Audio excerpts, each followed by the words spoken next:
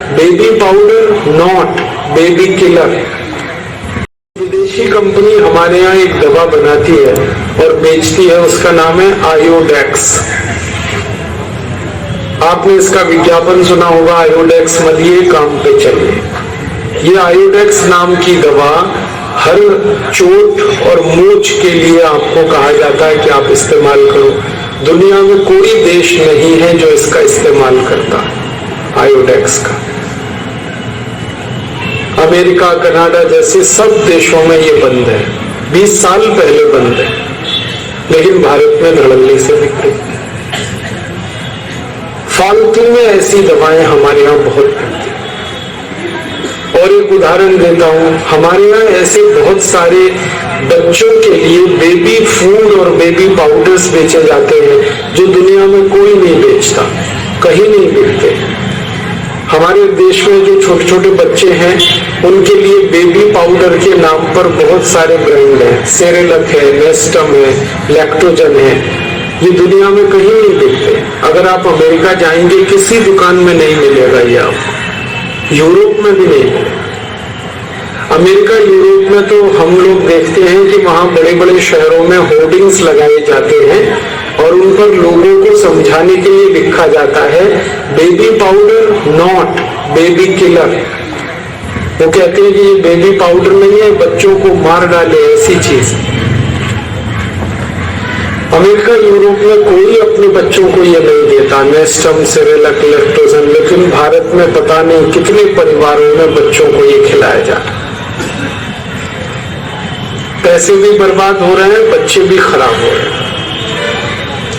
तो ऐसा हमारे देश में ये बहुत बड़ा घटाटोक है, घोटालेबाजी, रिश्वतखोरी में पूरा चिकित्सा व्यवस्था डूबी हुई है हमारी। और इस चिकित्सा व्यवस्था का एक कड़वा सच है, और मैं पहले से आपसे माफी चाहता हूं, लेकिन जरूर वो कड़वा सच ये है कि ये जितनी बेकार की दवाएं हैं, फालतू की दवाएं, इरेशनल, इररेलेवेंट मेडिसिन, जहरीली दवाएं, इन सबको डॉक्टर्स आपको लिखते हैं एक ही लालच में कि उनको कमीशन मिलता है इन दवाओं को बिकवाने में।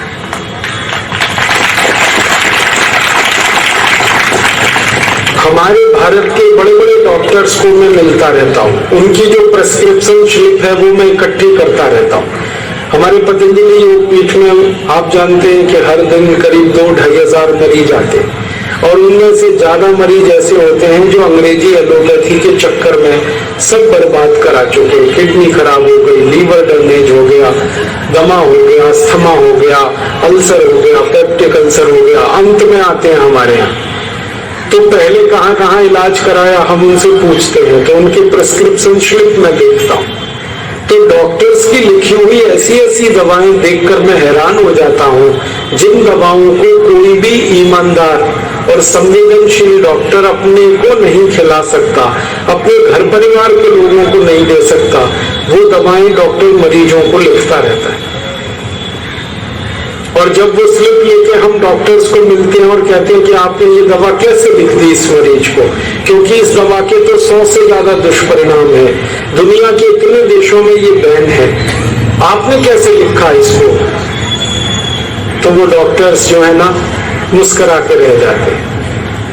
और जो थोड़े हमारे नजदीकी हैं वो कहते हैं क्या बताएं भाई, कमीशन मिलता है इसमें। और कमीशन थोड़ा बहुत नहीं मिलता, 40% तक मिलता। आपको शायद ये बात मालूम है या नहीं कि अगर आप किसी केमिस्ट की दुकान से 1000 रुपए की दवाएं खरीद रहे हैं, किसी डॉक्टर की स्लिप पर लिखी हुई, प्रेस्क्रिप्शन स्लिप पर लिखी हुई, तो उसमें से 400 रुपए डॉक्टर के पास जाएगा। ये सारे केमिस्ट जो है ना डॉक्टर्स के साथ जुड़े हुए हैं, कमीशन खोर हैं। वो दवा बेचेंगे, मुनाफा आएगा, उसमें से 400 रुपए डॉक्टर के पास पहुंच जाएगा।